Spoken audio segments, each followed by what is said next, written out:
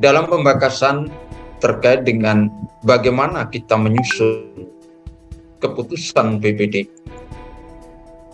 kita bisa merujuk pada aturan-aturan antara lain di tingkat pusat sudah barang tentu mulai Undang-Undang Nomor 6, PP 43, juga Permendagri Nomor 111, dan lebih banyak secara teknis ada di Peraturan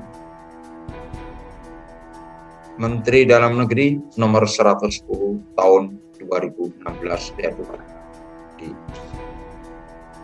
Di samping itu, kita jangan lupa pula menelaah atau mempelajari Perda dan Perbu kabupaten masing-masing. Sedangkan untuk di tingkat desa, beberapa peraturan di desa pasti akan muncul terkait dengan kewenangan BPD, akan melekat di beberapa peraturan yang mengharuskan BPD mengambil sikap untuk membuat satu keputusan. Ini.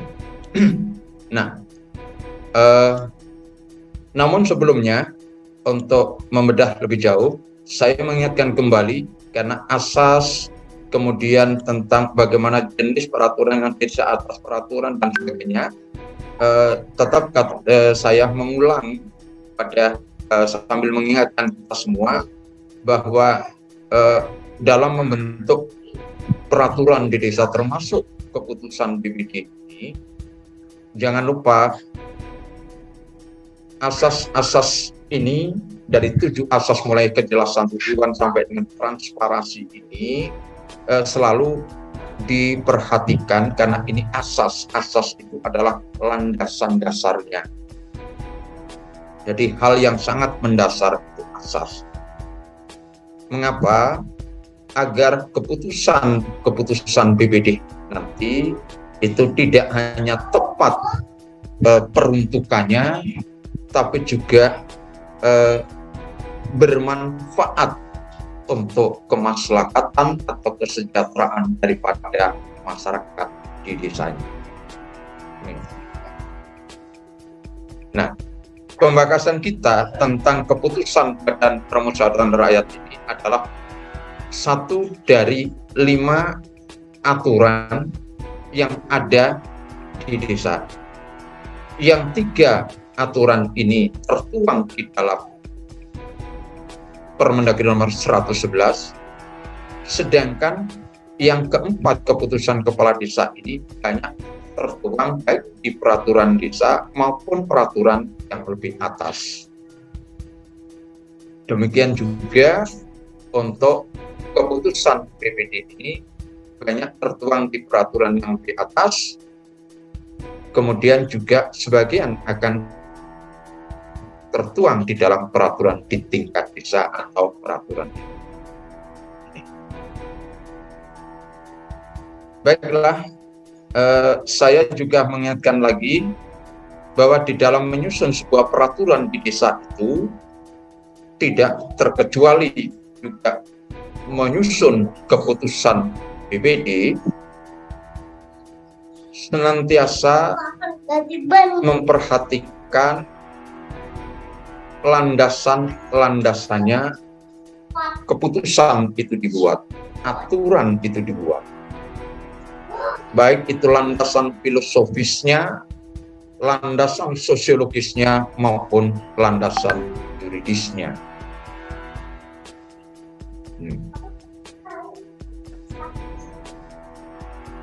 Sedangkan mengenai tahapan atau fase penyusunannya, semuanya menganut pada fase yang sama aturan-aturan yang ada di desa. Sesungguhnya juga termasuk aturan-aturan yang ada di sistem negara kesatuan Republik Indonesia. Yaitu sebuah peraturan itu akan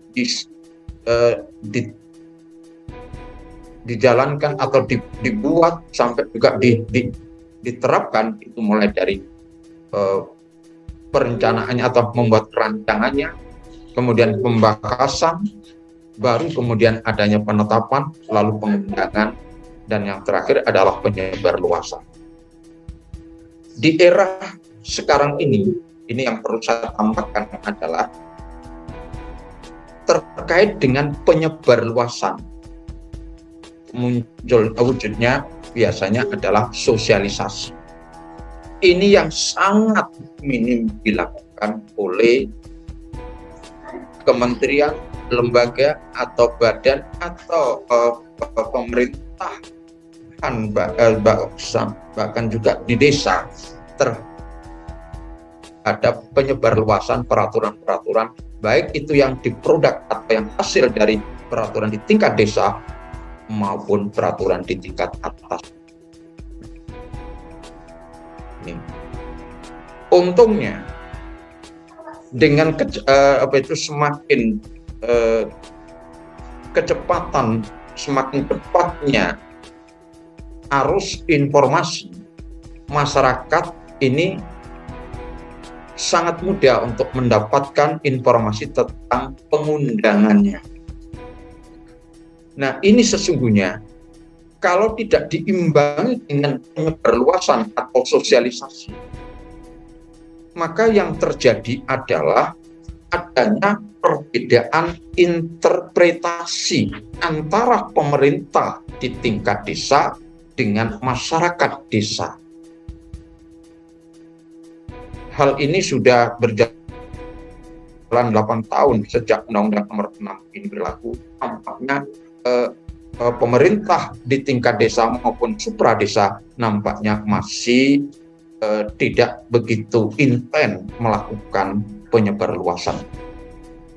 Bahkan di banyak daerah justru tahapan penyebarluasan ini sebagai tanggung jawab informasi dan keterbukaan terhadap publik ini